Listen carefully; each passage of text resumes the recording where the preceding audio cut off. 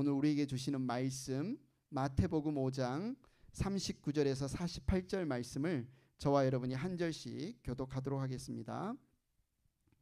그러나 나는 너희에게 말한다. 악한 사람에게 맞서지 말아라. 누가 내 오른뺨을 치거든 왼쪽 뺨마저 돌려대어라. 너를 걸어 고소하여 내 속옷을 가지려는 사람에게는 겉옷까지 내주어라. 누가 너더러 억지로 오리를 가자고 하거든 심리를 같이 가주어라. 내게 달라는 사람에게 주고 내게 꾸려는 한 사람을 물리치지 말아라. 내 이웃을 사랑하고 내 원수를 미워하여라 하고 말한 것을 너희는 들었다. 그러나 나는 너희에게 말한다. 너희 원수를 사랑하고 너희를 박해하는 사람을 위하여 기도하여라. 그래야만 너희가 하늘에 계신 너희 아버지의 자녀가 될 것이다. 아버지께서는 악한 사람에게나 선한 사람에게나 똑같이 해를 떠오르게 하시고 의로운 사람에게나 불의한 사람에게나 똑같이 비를 내려주신다. 너희를 사랑하는 사람만 너희가 사랑하면 무슨 상을 받겠느냐? 세리도 그만큼은 하지 않느냐? 또 너희가 너희 형제 자매들에게만 인사를 하면서 지내면 남보다 나을 것이 무엇이냐? 이방 사람들도 그만큼은 하지 않느냐? 그러므로 하늘에 계신 너희 아버지께서 완전하신 것 같이 너희도 완전하여라. 아멘. 자리에 앉으시기 바랍니다. 샬롬이란 말이 주님 안에서 평안이란 말이죠. 그 어느 때보다 요즘 평안이란 단어가 너무 귀하게 다가오는 것 같아요. 갑작스런 전쟁으로 기름값이 오르고 물가가 오르고 원자재가 오르면서 내 원치 않게 힘든 삶이 되어지는 경우도 있고, 급작스러운 어떤 이런 폭풍으로 갑자기 전기도 안 들어오고 불도 안 들어오는 상황이 처해야 되는 것도 있고, 이런 상황 가운데서 평안을 누릴 수 있다는 게 얼마나 큰 복인가라는 생각이 듭니다. 4월 5월 우리 함께 걷다라는 주제로 우리가 말씀을 나누고 있는데, 여러분의 지난 한 주간의 발걸음은 어떠셨나요? 지난주에 시온이랑 테니스를 치러 갔는데 옆에 아시안이 아빠와 딸인 것 같아요. 테니스를 치더라고요. 그래서 이렇게 하다가 공을 주워줬더니 감사합니다 그러더라고요. 그래서 한참을 치고 가는 중에 혹시 한국분이세요? 예, 한국분입니다. 인사 소개하고 그러면 다음에 우리 둘씩 한번 테니스를 치시죠 하면서 전화번호를 제가 땄습니다.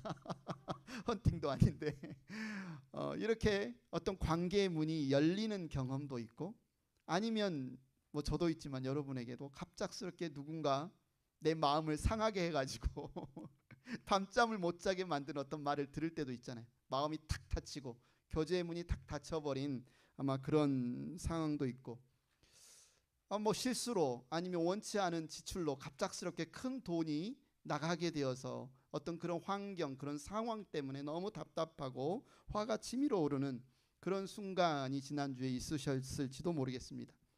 그러면서 나의 손가락은 누군가를 향해서 저 사람 때문에 나 못 살겠어. 저 사람 때문에 나 못 살겠어. 화가 나. 이 상황 때문에 미치겠어. 왜 이 상황은 이렇게 흘러가는 거야? 이렇게 말하기도 하죠. 요즘 어제 비가 오긴 했지만 요즘 날씨가 점점 더워지면서 집에서 이제 에어컨 온도 쟁탈전이 벌어지고 있습니다. 여러분은 그렇지 않은지 모르겠지만 저희 집에서는 에어컨 쟁탈전이 벌어집니다. 우리 집사람은 좀 몸이 추위를 잘 타요. 추위를 잘 타서 우리 집사람 에어컨 온도는 79도입니다. 그보다 낮추면 큰일 납니다. 근데 나는 밖에서 이렇게 야대서 일도 하고 몸도 열이 많기 때문에 제가 좀 더 뚱뚱하잖아요. 저는 77도가 좋아요. 77도 하면 우리 집사람은 춥다 그러고, 79도 하면 내가 덥다 그러고. 누구 온도에 맞춰야 되죠? 누구 온도에 맞춰야 되죠? 아마 여러분 집에서도 다 이런 에어컨 온도 쟁탈전이 벌어질 것 같습니다. 서로 자기 몸의 상태에 맞는 나의 권리를 주장하다 보면 어느새 마음속으로 저 사람 나하고 안 맞아. 몸의 온도가 맞아서 에어컨 온도도 맞았으면 얼마나 좋겠습니까만 살다 보니까 너무너무 안 맞는 것 같아요. 그런데 사실 이런 사소한 온도 차이가 우리의 삶에 큰 갈등으로 번지는 이유를 우리의 마음의 속마음을 잘 한번 헤아려 보면 내 권리를 찾고 싶은 어떤 주장 때문인 것 같아요. 내가 왜 항상 져줘야 돼? 내가 항상 저 사람한테 왜 맞춰야 돼? 내 권리가 침해당했다는 생각 때문에 사실 몸이 더운 것보다 마음이 덥고 마음이 짜증나는 그런 일들이 더 큰 것 같습니다. 사실 우리는 자유롭게 살고 싶어 하지만 알게 모르게 우리의 마음은 무엇인가 갇혀 있을 때가 많아요. 나도 인식하지 못하게 우리의 마음이 감옥에 갇혀 있을 때가 많은데 어떤 감옥들이 있을까? 첫째는 나의 존재 자체를 증명하고 싶은 자존심. 내가 돈이 없지 자존심이 없냐? 누군가 내 자존심을 건들면 이제 그때 폭발하는 거죠. 이 자존심의 감옥. 내 손에 쥔 것이, 내 통장의 잔고가 나를 증명하고 나를 안전하게 한다는 어떤 소유의 감옥. 내 계획대로 되어야만 된다는 자기중심적인 시간의 감옥. 오늘 예수님께서 우리에게 주시는 이 말씀은 이 세 가지의 감옥, 자존심의 감옥, 소유의 감옥, 내가 결정권을 쥐어야 한다는 자기중심적인 시간의 감옥. 이 감옥에 갇혀 있다 보면요, 내가 내 삶의 자유를 누리는 게 아니라 어떤 다른 사람의 반응에 따라서 아니면 어떤 환경에 따라서 내 기쁨이 내가 기뻐지거나 아니면 내가 슬퍼지거나 내가 신나거나 내가 굉장히 다운되거나를 결정되어지는 거죠. 그래서 오늘 우리가 이 마태복음 5장 상상수훈 말씀, 아주 유명한 말씀이지만 이 예수님의 말씀에 우리 자신을 한 번씩 비춰봤으면 좋겠어요. 말씀의 거울에 우리 자신의 모습을 한번 싹 비춰봤으면 좋겠어요. 우리가 우리의 눈이 다 밖을 향해 있기 때문에 다른 사람들은 잘 보지만 자기 자신은 못 볼 때가 너무 많잖아요. 그런데 우리가 함께 이렇게 모여서 하나님의 말씀을 듣는 시간이 너무너무 소중한 것은 이 하나님의 말씀 앞에 나를 비춰볼 수 있기 때문에 그렇습니다. 예수님께서 이 말씀을 하시는 것은요, 우리를 자유케 하시기 원하시기 때문에 그래요. 예수님이 우리에게 이 말씀을 주신 건요, 우리에게 짐을 지우기 위해서가 아니에요.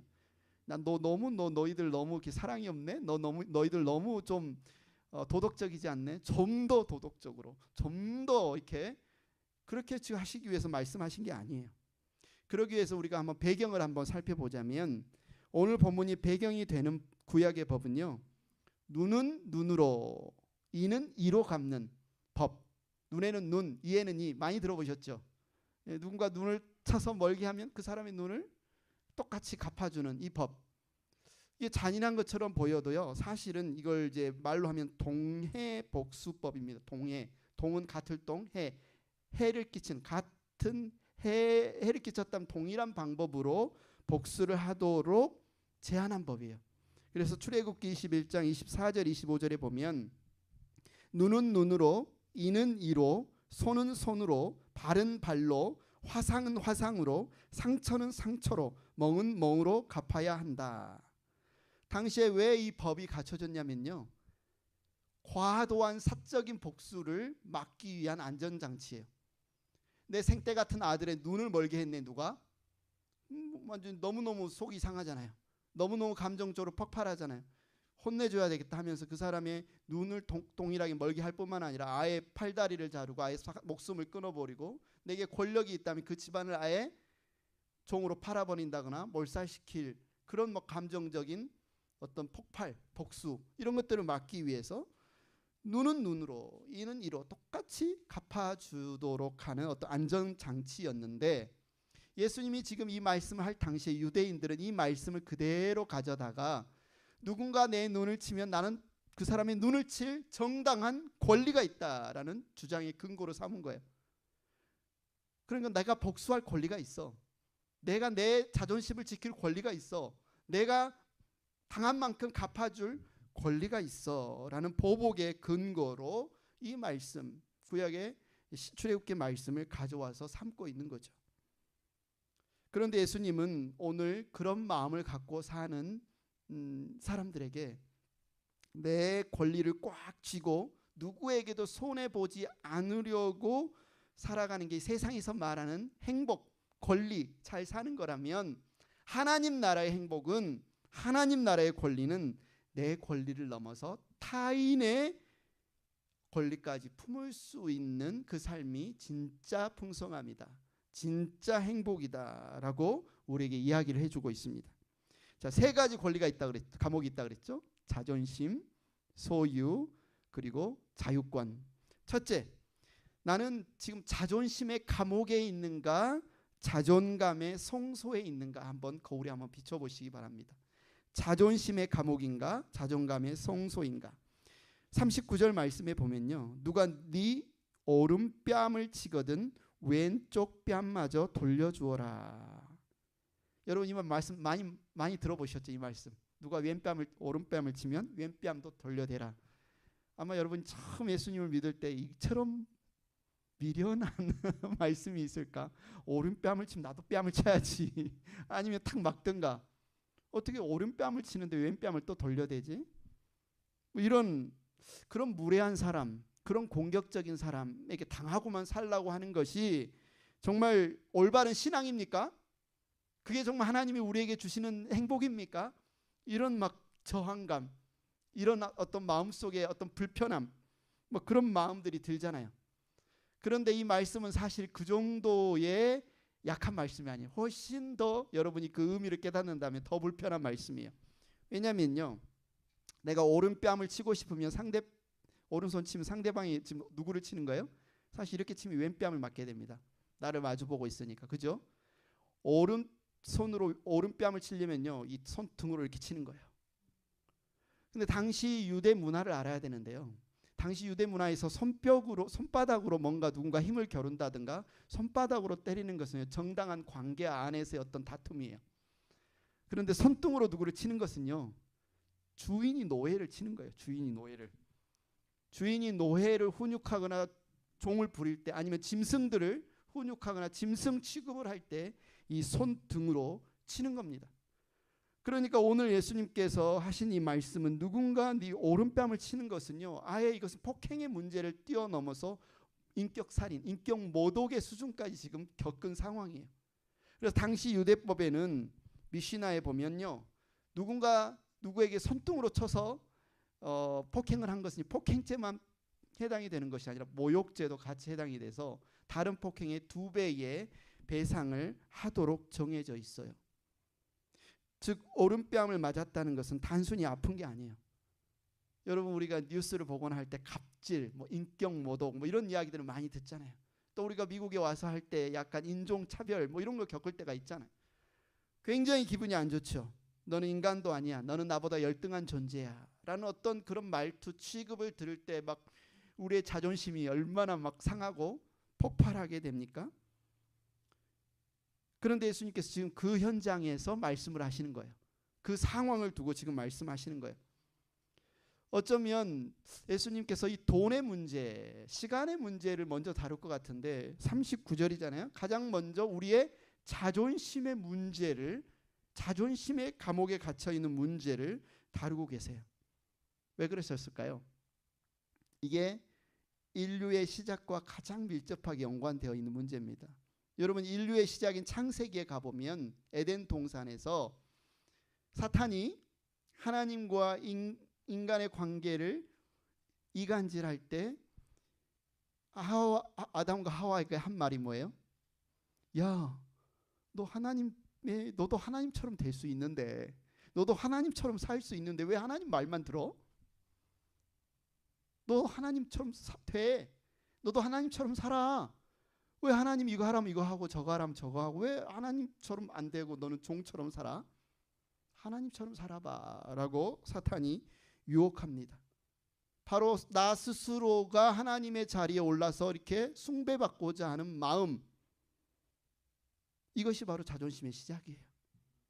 다른 사람이 나를 높여주면 내가 높아지고 다른 사람이 나를 내리면 내가 마치 낮아지는 것처럼 느끼는 마음, 이게 바로 자존심입니다. 사탄은 바로 이 자존심을 자꾸 이렇게 자극을 해요. 이걸 붙잡고 있어요. 붙잡고 흔들어요. 왜냐하면 이것만 잘 조정하면 우리가 하나님께 나아가 하나님의 말씀에 순종하고 순복하는 것을 방해할 수 있는 뇌관, 키라는 걸 알고 있어요. 그래서 끊임없이 우리의 자존심을 자극해서 폭발하게 만들고 누군가의 관계를 깨어지게 만드는 강력한 도구입니다. 그래서 우리가 우리의 자존심을 지키려고 관심을 집중하는 한 우리의 인생은 늘 흔들려요. 말투가 조금 저건 좀 나를 무시하는 것 같은데, 그냥 똑같은 말이어도 누군가가 말투가 나를 조금 뭔가 비아냥하는 것 같아. 그때부터 기분이 나빠요. 그때부터 마음이 탁 닫혀요. 그때부터 화가 나요. 관계가 깨어져요. 이게 뭐예요? 내 자존심이 상한 거죠. 여러분의 인생을 한번 되돌아보면 다른 사람의 말투, 다른 사람의 반응에 여러분이 흥분하고 여러분이 우울해지고 여러분이 슬퍼지고 여러분이 기분 나빠졌던 수많은 경험들, 감옥에 갇혀 있는 거죠. 누군가가 나에게 대하는 그 관계의 감옥에 내가 갇혀 있는 거죠. 자유롭지 못하는 거죠. 바로 예수님께서 그래서 이 말씀을 다루는 겁니다. 예수님께서 하나님 나라가 지금 임했다, 회개하고 믿어라 라고 하면서 가장 먼저 말씀을 다룰 때 우리를 이 자존심의 감옥에서 해방시키기를 원하신 겁니다. 그럼 우리가 질문이 있죠. 그럼 예수 믿는 것은 바본가요? 자존감도 없는 어떤 그냥 뭐 로봇처럼 그렇게 사는 건가요? 라고 우리가 질문할 수 있지만, 자존심을 포기하라는 것이 자존감을 포기하라는 뜻은 아니에요. 자존심을 포기하라는 것이 자존감을 포기하라는 뜻은 아닙니다. 자존심은요, 사실 사람들이 만들어낸, 다른 사람들이 나를 어떻게 보고 다른 사람들이 나를 어떻게 인정하느냐에 따라서 움직인다면, 자존감은요, 하나님이 처음에 의도하신 그 목적대로 나를 바라보시는 안목, 그것은 나를 바라보는 게 자존감이라고 저는 표현하고 싶습니다. 자존심과 자존감을 우리가 좀 구분했으면 좋겠어요. 그래서 우리가 뺨을 맞고도 왼 뺨을 돌려댈 수 있는 것은 이 사람이 뭐 얼굴이 두꺼워서 그런 게 아니에요. 통증이 없어서 그런 게 아니에요. 아니면 오래 참아서 속이 좋아서 오른뺨을 맞고도 왼뺨을 돌려대는 것이 아닙니다. 기분 나쁘겠죠. 나를 그렇게 폭력을 행하고 나를 이렇게 무시하면 누구나 기분이 나쁘겠죠. 그러나 그 사람이 나를 그렇게 대한다고 해서 내가 그런 존재가 되는 것이 아니라는 믿음이 이 사람에게는 있어요. 이 사람은 자신의 존재의 가치를 어디에 두는 겁니까? 하나님이 나를 어떤 존재로 여기느냐, 하나님이 나를 어떤 존재라고 말씀하시느냐에 내 믿음이 있기 때문에 세상에서 너는 종이야, 너는 인간 말종이야, 너는 가치 없어라고 아무리 반응하더라도 나의 자존감이 흠집이 나지 않습니다. 자존심은 타인의 손가락에 내 가치를 맡기는 노예의 마음이라면, 자존감은 나를 부르신 하나님의 평가에 내 가치를 고정하는 마음. 예수님께서 지금 하시는 이 말씀은 너희 자존심, 사람들이 너에게 대하는 자존심에 좌지우지 그렇게 불행해하고 얽매이지 말고 하나님이 너희를 불러주신 그 부르심에 자유를 누리라는 거죠. 네 가치는 저 사람의 손등에 달려있지 않다. 너는 내가 목숨을 바쳐 산 보배롭고 존귀한 내 자녀다. 그러니 저 사람이 너를 노예라, 바보라 부른다 한들 똑같이 짐승처럼 저들에게 대하지 마라. 너의 자존감을 지켜라. 이 말씀으로 여러분이 한번 묵상해 보면 좋겠습니다. 여러분, 자존심의 감옥에 갇히지 마시고 자존감의 성소, 주님이 나와 함께 하시는 그 임재 현장에 서시기를 축복합니다. 두 번째는 소유의 행복인가 존재의 풍성함인가에 관한 말씀이에요. 40절 다시 한번 읽어봅니다. 시작. 너를 걸어 고소하여 내 속옷을 가지려는 사람에게는 겉옷까지도 내주어라. 자존심은 좀 감정의 문제니까 참을 수 있을 것 같은데, 내 물건, 내 소유를 빼앗아 가려고 하는 거 어떻게 하나님, 아니 내 생존권을 포기하라는 말입니까? 이거 어떻게 신앙생활 하다가 이거 알거지 되겠는데요. 손가락 빨다가 진짜 우리 아이들, 우리 뭐 가족들을 어떻게 지킵니까? 뭐 이런 마음이 듭니까? 이 말씀을 들을 때.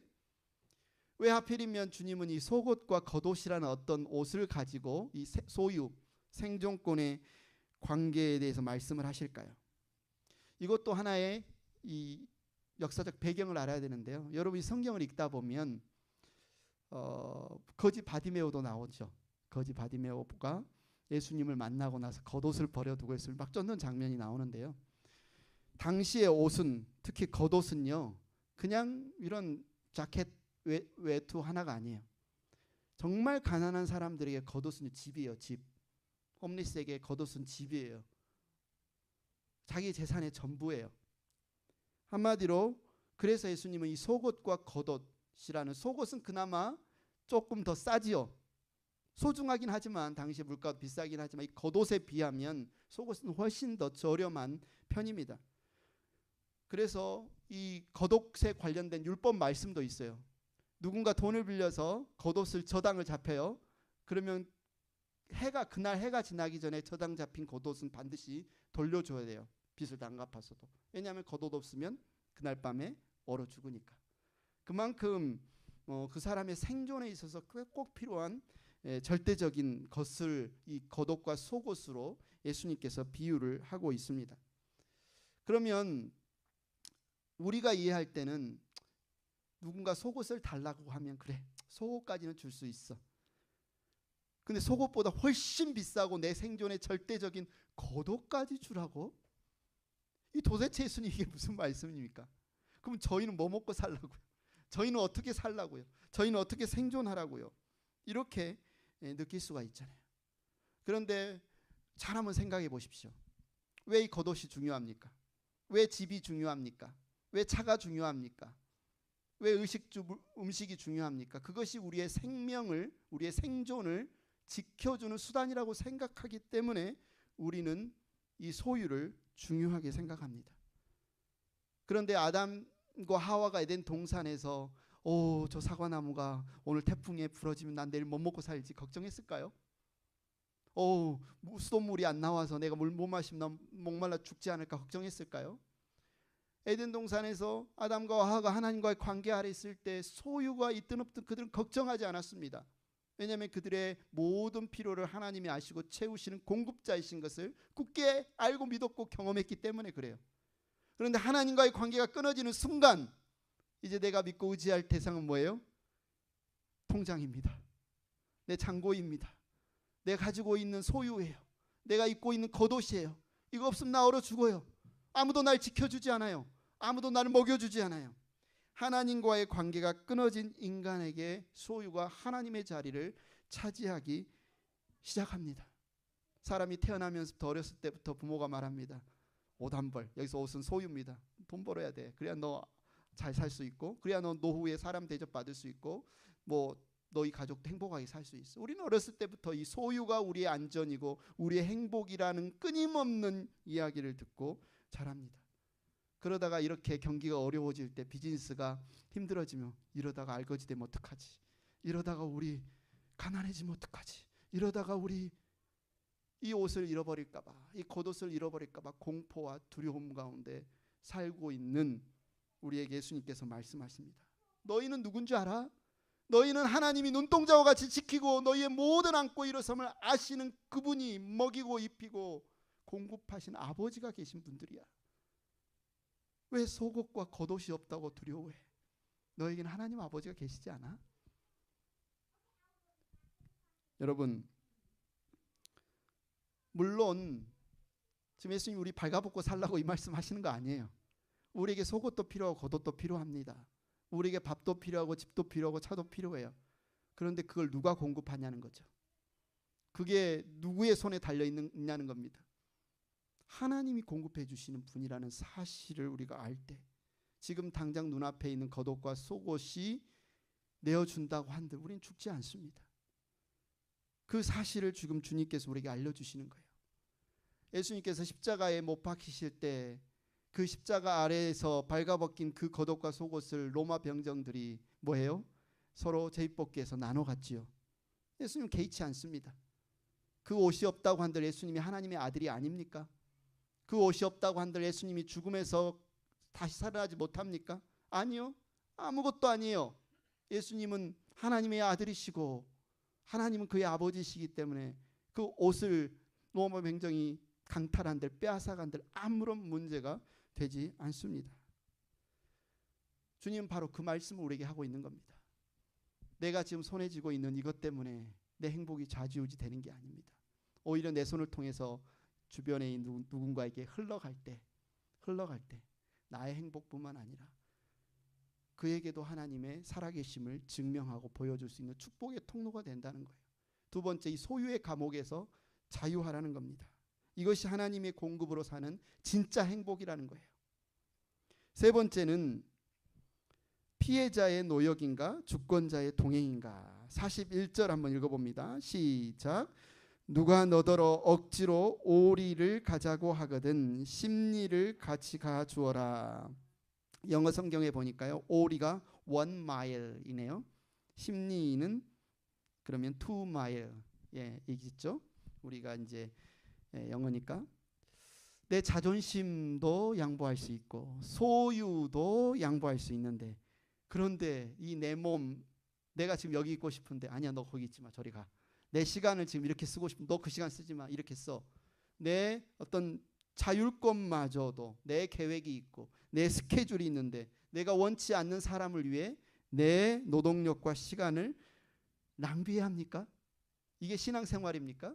그것도 자원에서가 아니라 억지로. 그죠? 말씀 보십시오. 억지로라고 이야기하죠. 누가 너더러 억지로 1 마일을 가고자 하거든 2 마일을 가주어라. 도대체 이 말씀이 무슨 뜻일까요? 이것도 당시의 유대의 문화를 하나 알아야 되는데요. 당시 유대에 어떤 법이 있었냐면 앙가리아라는 법이 있었어요. 앙가리아. 이 앙가리아 법은요, 로마 군인이 지나가는 사람 보고 야, 너 내 짐 들어 라고 하면 누구든지 아무런 토시도 못 달고 반드시 1 마일을 그 물건을 들고 옮겨줘야 되는 법이에요. 성경에 그 현장이 나오죠. 예수님께서 십자가를 지고 골고다로 갈 때 로마 병정 옆에서 호위하다가 구레네 시몬을 시켜서 야, 너 십자가 지고 저기까지 옮겨. 그게 법이에요.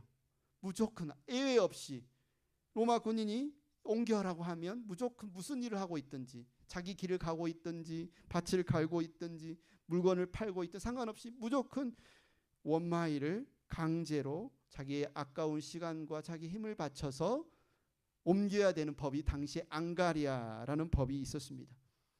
여러분이 그런 상황에서 살고 그걸 해야 된다고 하면 느낌이 어떨 것 같아요? 짜증나죠? 화나죠? 이방인인 우리를 식민 통치하는 것도 억울한데 그들이 나의 주권을, 나의 자유권을, 나의 노동력을, 나의 시간을 빼앗아서 자기 마음대로 쓰려고 할 때 어떤 마음이 들까요? 1 마일을 그 무거운 물건을 들고 가면서 마음속에 아, 좋아 도와줘서 신나, 그럴까요? 막 증오와 불평과 짜증과 미움이 가득 차가지고 1 마일을 걷고 나서 물건을 내려놓을 때 거의 내팽개치는 듯한 증오의 마음으로 내던지지 않겠습니까? 왜 이들은 분노할까요?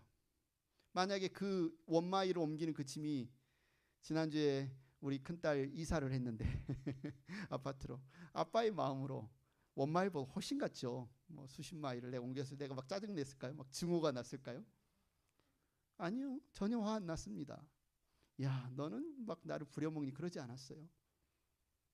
왜 그런데 짜증이 나요? 1 마일 이렇게 옮기면 피해자라는 생각이 드니까, 내가 원치 않는 일을 해야 된다는 생각이 드니까, 내가 하고 싶지 않은데 나에게 억지로 시킨다는 이 피해자 의식이 우리 가운데 짜증을 나게 하고 증오를 나게 하고 남을 탓하게 하고 비난하게 만드는 그런 마음.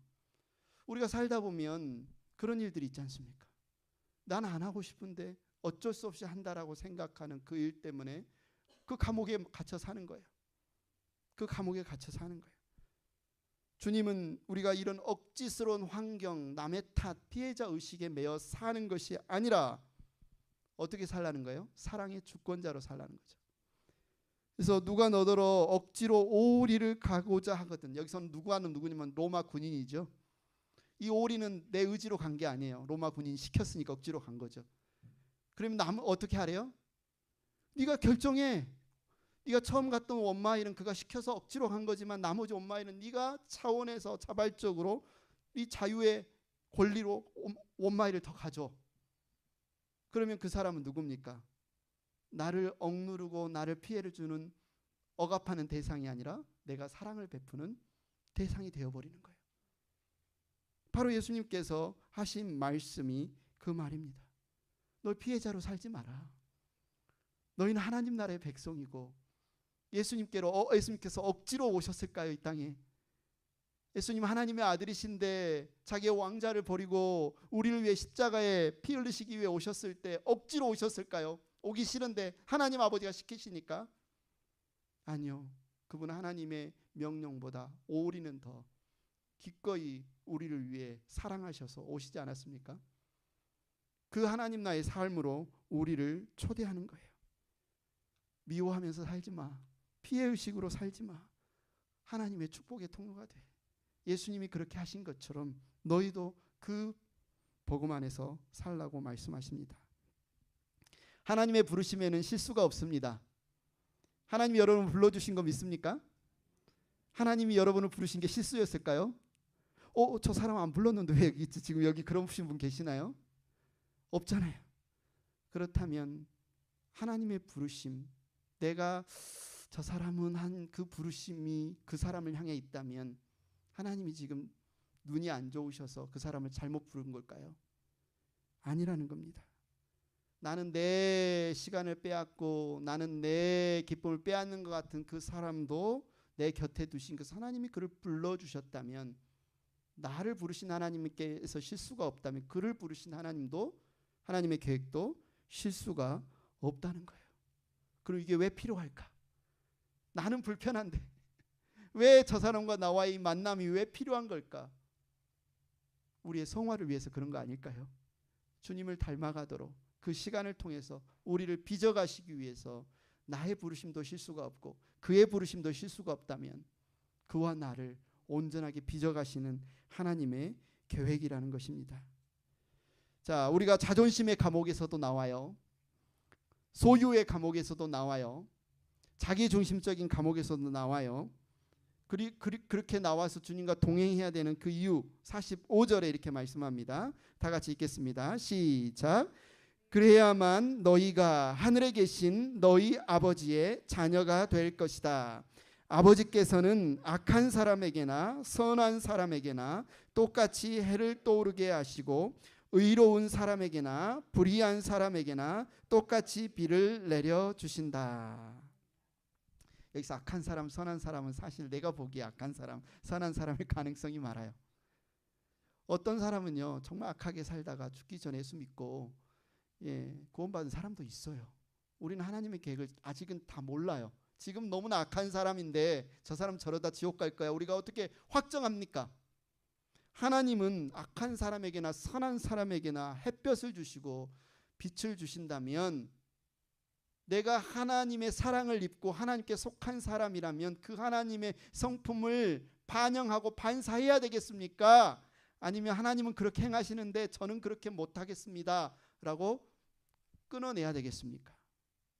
내가 하나님의 자녀라면, 내가 하나님의 가족이라면 하나님이 햇빛을 주시고 비를 주시는 그 사람을 나도 햇빛과 비를 주는 반사의 도구로 내가 드려야 되겠죠. 그럴 때 지금은 악한 사람처럼 보이는 그 사람이 나를 보고 저 사람은 감옥에서 해방된 하나님의 자녀구나, 이 사실을 깨닫게 된다는 거예요.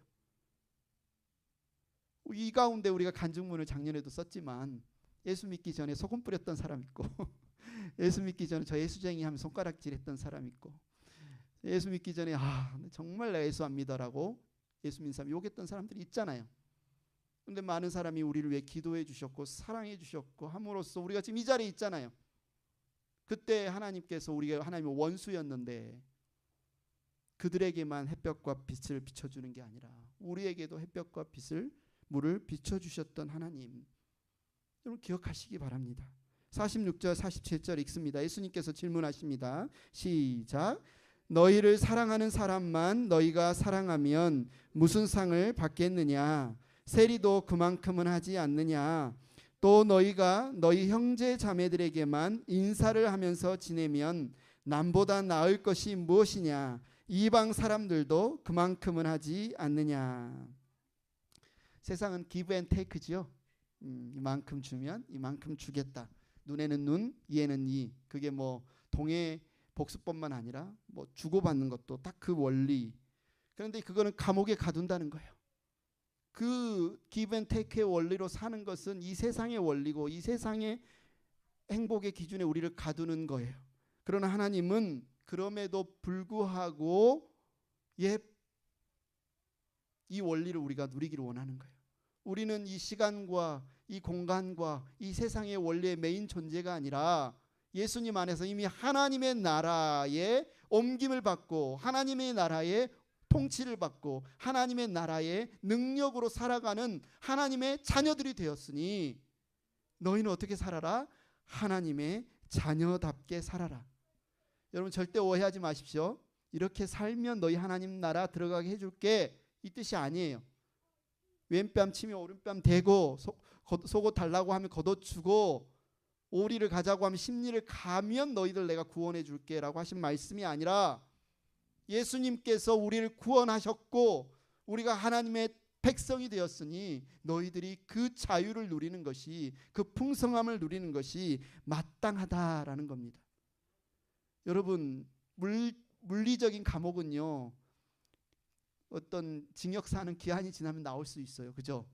그러나 우리의 마음의 감옥은요 이 진리로 비춰지지 않으면요 나도 모르게 늘 감옥에 갇혀요. 이 자존심의 감옥, 소유의 감옥, 내 어떤 자기중심적인 감옥.